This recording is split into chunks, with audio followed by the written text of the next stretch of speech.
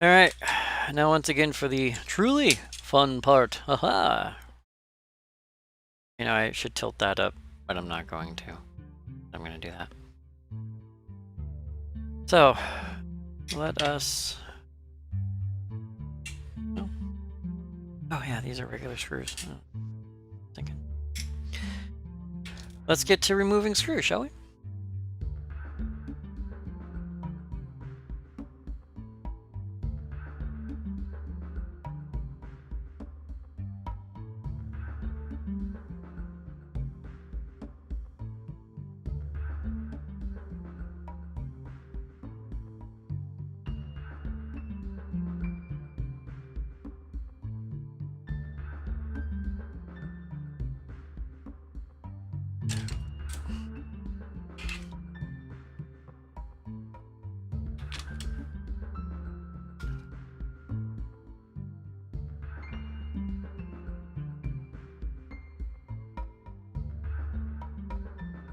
Well, that's different.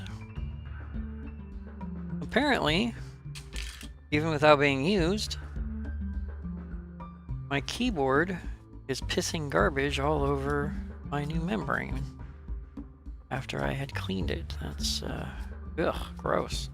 It's really upsetting. I'm kind of glad I opened that. That's disgusting. It'll probably do that for a while, but at least if nothing else, it's now... It's clean again! That's the thing. There you go. Alright, so this is the part we're actually working on now. We're gonna slide this one to the side without bumping too much stuff. And we are working on this guy right here, which is going to be complex to say the least because of the way it broke off. It looks like it was twisted. I don't know if you guys can see that. But if you see that little piece of plastic hanging off the edge there, I don't know if that's loose plastic or not. And I'm about to push on it and test it. If it's loose plastic, we have a problem. If it's not loose plastic, then we don't have a problem. And I say that because what that means is it'll help guide me in the right direction. We're looking at... pretty solid, okay. I just jabbed at it a few times. Which means, aha, I found it. This should be the chunk right here. Oh, there's a guide. Ah, you know what? It doesn't matter. There's a guide just like that. Look at that. Almost like I actually glued it, but I didn't. So I'm going to have to now. All right, so here comes the fun part. I have to put glue on this, push it down there, hold it in place until it sets. I don't know how long that's going to be. Couple seconds, couple minutes. I only did it for a couple seconds on the top of the key for the my alt key that broke, but I have to do it a little bit longer now. Oh, I'm not gonna bother making sure you guys can see what's going on here because I have to do this rather quickly and with only a tiny bit of hesitation.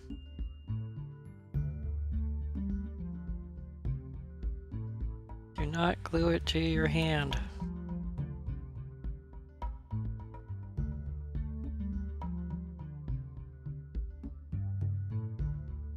Side.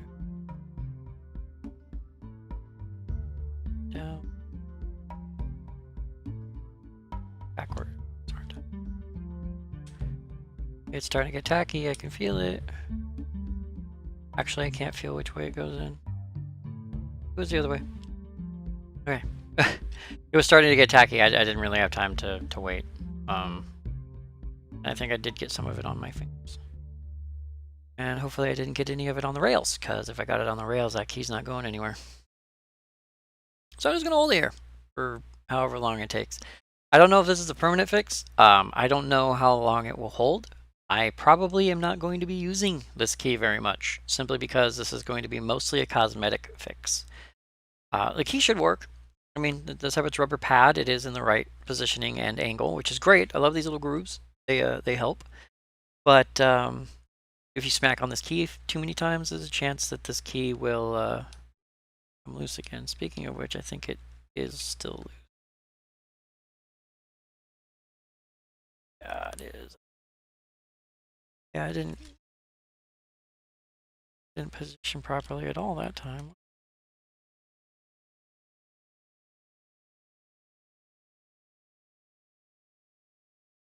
I mean, it feels like it should be straight, but the glue didn't stick to anything. It's disconcerting. Okay, alternative option. I'm going to do it from the other direction. Which I got glue on here to begin with, but we're going to do it again. It does say it works on most plastics. Maybe most is not all. In.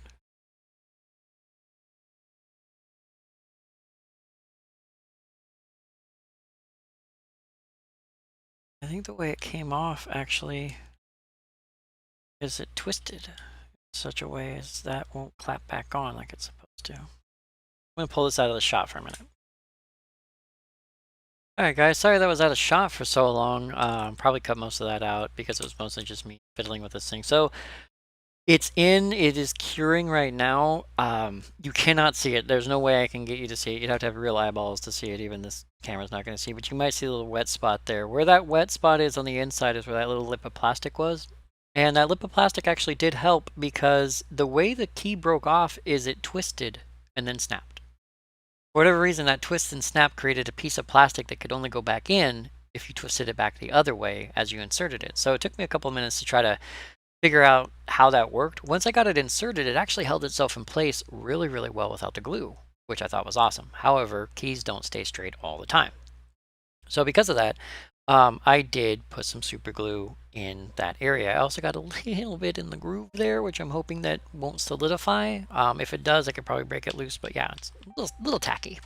I could probably just keep it loose until it dries, but bonus part is now if you look at it from the front, that key no longer pokes out the way it once did and should, for all intents and purposes, work the way it's supposed to.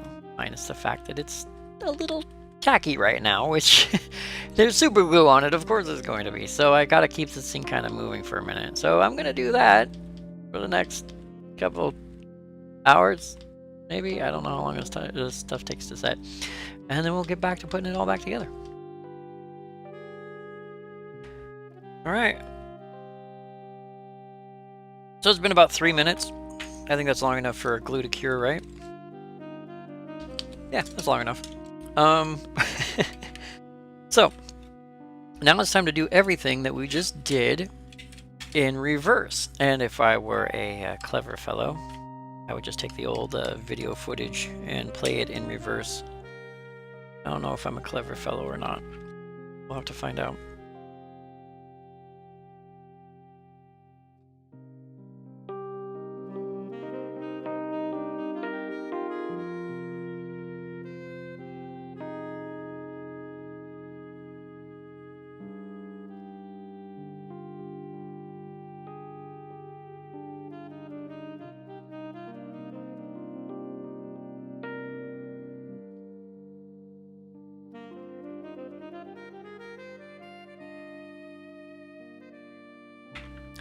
And done.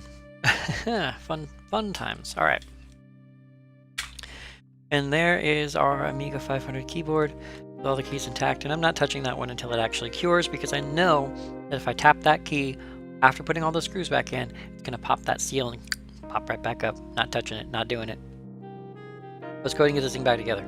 Okay, so now we have the Amiga with a Gotek drive in there, and we're about to put the keyboard back on. Now, while I was doing things off camera, I did take a quick look at Parafractic's video, because he did one of these. He did a much older one where he actually modified his external one to be an internal one. I just bought this as is. And watching his video, there was a jump cut right about where I needed to see what he did with the with this line here, this grounding line. And the jump cut suggests that he didn't do a darn thing with it. It suggests that he didn't put it anywhere, that it literally just hangs out there. So apparently you don't need the grounding wire. I did go to the amigastore.eu, the place where I originally got the device from. And I checked there, and they show an Amiga, either an Amiga 500 Plus or an Amiga 600, which has this metal plate thing down underneath the keyboard that sticks out, and a completely different underside bay plug-in. And in either of those cases, they don't have the keyboard attached, and no one actually says what to do with that. Now, there is actually a screw hole in here on the side, very, very, very low down. If you want to take a look, that little bump right there is actually a screw hole, but it's way down here, and as far as I can tell, there's no way to get this on there. So, plus, none of this is metal, so it's not really grounded. It's just going to be holding this in place and keep it from moving. As I said in Parafactic's video, unless he did something afterwards, this never moved. It literally just hung there, and I don't want it touching stuff or shorting out, so I'm at minimum going to jam it down in here real good. Make sure it stays where it belongs, and there it is. Perfect fit. I might open this up later and screw it in, but right now I can't screw it in because of the placement of everything, and as far as I can tell, I don't need to screw it in.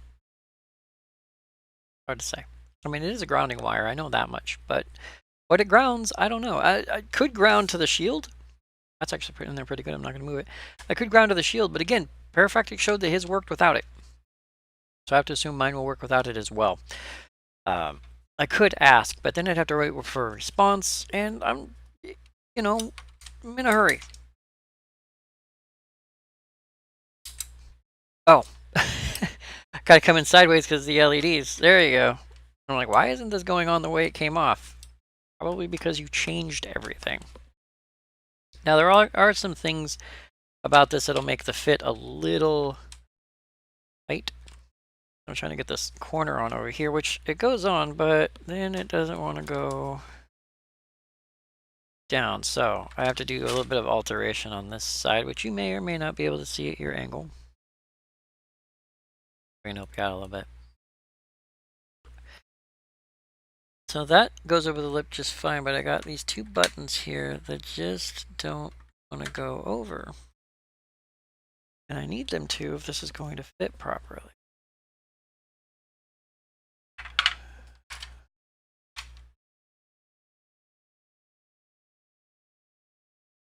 Two LEDs are kind of in the way as well. Take a quick look at this from my end. See what I can see is going on. Okay, I think I can see what's going on. So, these two LEDs stick up pretty high. And because they stick up so high, they're actually causing a problem as they get pushed down on top of everything. And I'm going to attempt, without shorting anything, to move them. I don't know where I'm going to, but I'm going to attempt to move them slightly so they don't push down quite so hard on everything else. All right, nothing's touching anything. The only thing is this is very, very close to the USB connector, and I do not want that to short out. But if you put it on correctly, as far as I know, it should slide right underneath the button and fit pretty damn majestically, as it were. Now it's the USB drive. Wow, this is not a decent fit. So, if you take a quick look, this is how it looks. And if it's not going to focus, I don't think. Or it is focused and it's just really grainy. Anyway, so it fits, but there's no way I'm going to get a USB card in there. Not at that angle. So I have a concern. I have a worry that this does not actually fit inside this Amiga like it's supposed to. I may have to look something up because I don't want to cut this out. I don't want to cut my my case there, but at the same time, I have this nice expensive Gotek that doesn't work. So let me do some troubleshooting, and we'll see what we can get. Alright, so I did a little bit of research, as I am prone to do from time to time when lost. and Parafractic actually came up with a solution. So apparently this mold here is made, now if I'm assuming I'm using the same mold that he did, he printed his, I bought mine, but apparently it's made for a slightly different revision board, or case, excuse me, case, than what I have here, if I have what he has, which is the revision B. Because of that, he had to bend his USB port up in order to get it to go down correctly. Mine goes down pretty good. The only downside is there's no way you're gonna fit, upper right hand corner there, there's no way you're gonna fit a USB stick in. Well, I mean, I could test it, because if I push it down nice and solid, it might go in naturally. So before I start bending things, let's do our business. So this is going to be a pain in the tail to open, and I'm going to be using something bladed. So let's let's show that off, shall we? Let's watch KB slice himself open. Why not?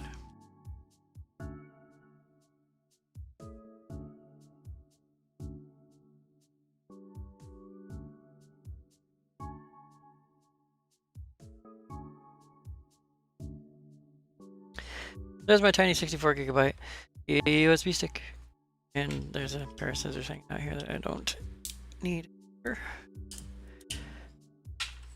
Very handy tool, believe it or not. And I just dumped out all of my ratchet set. I'll fix that later. All of my ratchet set. Alright. So let's see if I can get this in there, especially considering my current angle on this thing since I can't see. Yeah, that's not gonna work. I just shot for a second. Okay, well, the USB stick goes in and it stops here. Part of me has to assume that that's a legit stop, because if I flip the whole thing over, it is, well, okay, it looks like it's blocking the bottom. Like it looks like it's getting stuck here. So let's do, yeah, let's smash the thing around. That's always a good. Okay. Case off. And then take this little guy. Yeah, that's how far he's supposed to go in. So there's a chance I may still have to bend up that thing, because otherwise he's not going to go in all the way. And I want to do this on camera, but at the same time it is extremely awkward to try. So I'm going to kind of half do it on camera. I'm going to try to get this part into the shot.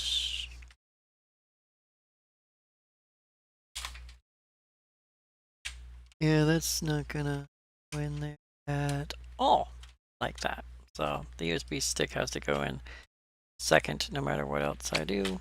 I'm knocking screws around. This is a pain in the ass. Well, the case is going on smoother each time. That's a start.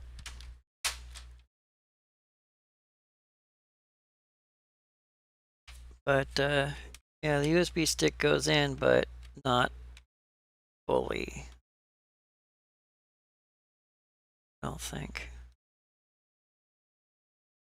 Kind of have to measure it with my eyeballs, you know, to like take a look and be like, oh. Actually, the distance between here and the word USB 3.0 is about the same as the distance here in the word USB 3.0. And with that in mind, I can take the top of the case off, plug this in, and see what the distance is. And the distance is probably going to be, yeah, that couple millimeters has to go. So I'm be recording this while I do it, but I doubt it's gonna help, because I have no idea how I'm gonna do this without breaking something. And I don't want to break something. Not that guy. I don't feel like it.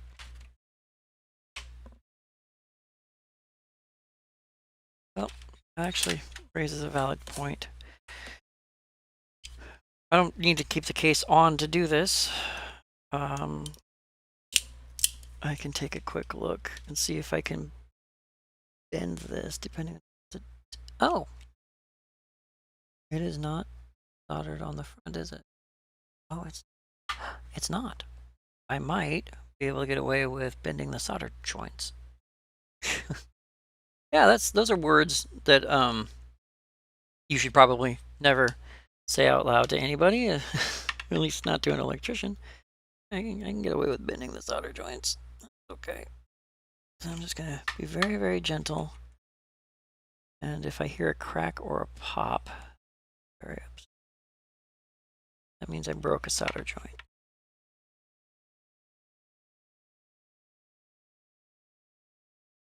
Still very, very lucky. Right. To do. Okay. That's like less than a millimeter distance.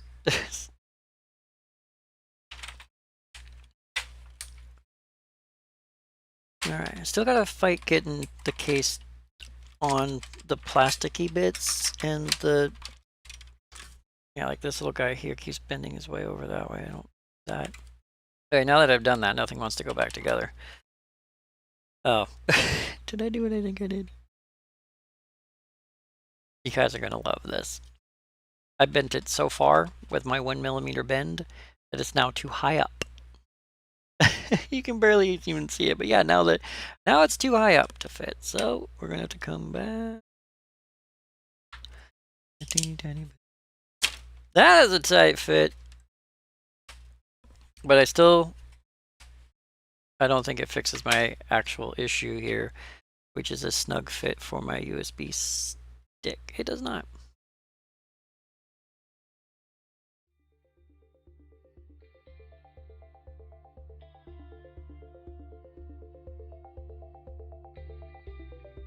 I'm having a stupid thought. My stupid thought is this: if I don't want to damage my Amiga case, which I don't really give a damn about this USB stick finger grip thing.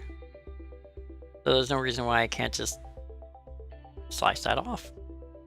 So let's give it a shot. Let's see if we can slice that off. We're gonna take a swing at that. So in an attempt not to slice my own hand open, well, I don't know. I may or may not. I'm going to try to do this on camera, but if it starts to fail on me, I may do it off camera. So all I'm gonna do is just shake. If I had some kind of drill, I'd just do this properly. Whoa, yeah, that's dangerous, to say the least. I knew how this thing was put together. This would probably be a lot easier. You guys can probably barely even see what I'm doing. It's like slicing a pea over here. I actually just want to take this whole bottom piece off. If I could figure out a way to like just cut through this and slice. You know what? Let's see if I have a tool for that. We're going to try something a little different. If I can't hold on to one thing, I can probably hold on to the other a little bit easier. So we're going to try with this.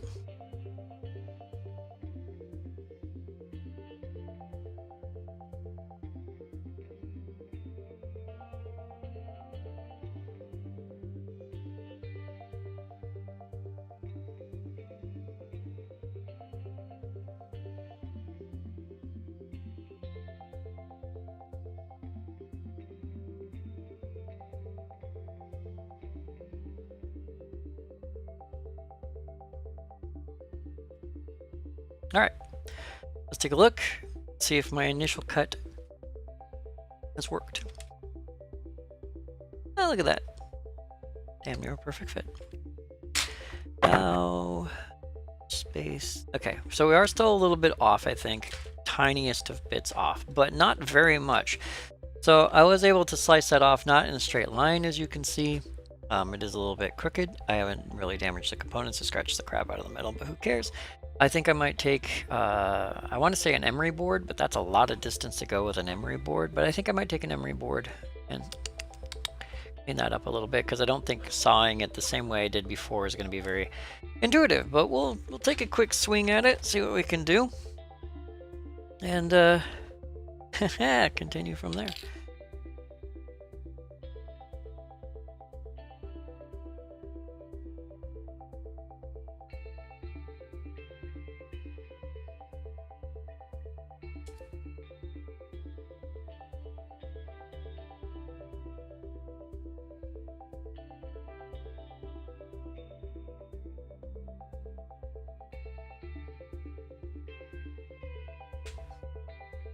Honestly, probably should have just did that right away.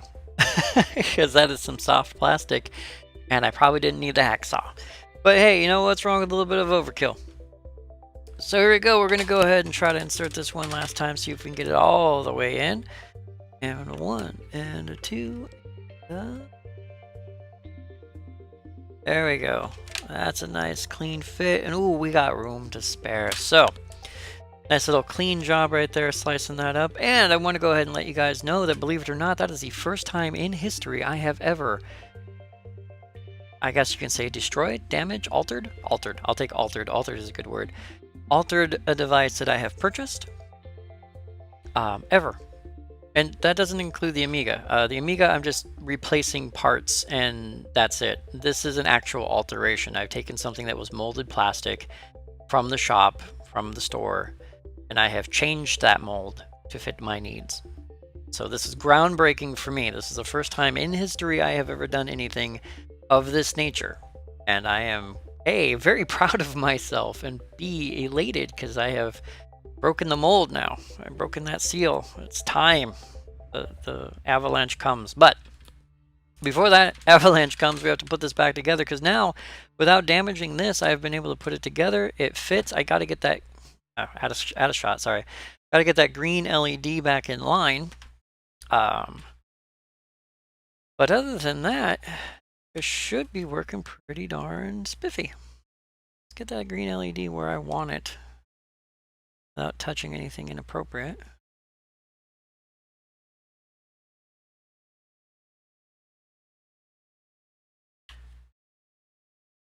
There we go. LED is where I want it now.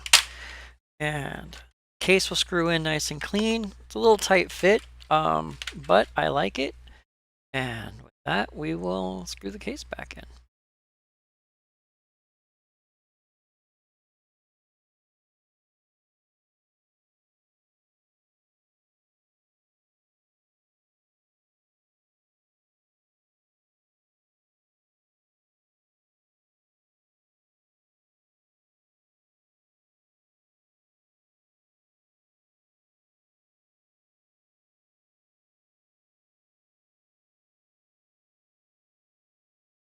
Alright, and there she is. Key is fixed. Everything's back in place. And we now have a Gotek drive, hopefully working Gotek drive that our USB stick. No one isn't going to fit the first time. There you go. USB stick fits in just. So, I am extremely proud of this moment. You know, some people may not like the fact that I've modified my Amiga, but if you can't personalize your computer, why do they call it a personal computer? Yeah. So, I am unsure how long this section of video has been, so we may cut at some point, or I may have cut at some point. But the next step is going to be to get this little guy installed. That is the ACA 500 Plus, and that's going to be a whole hell of a lot easier than what we just did. So hopefully we'll get that in, well, we'll get it in now. I'll get it in now, but when you see it, that's going to be the question. So let's get started with that.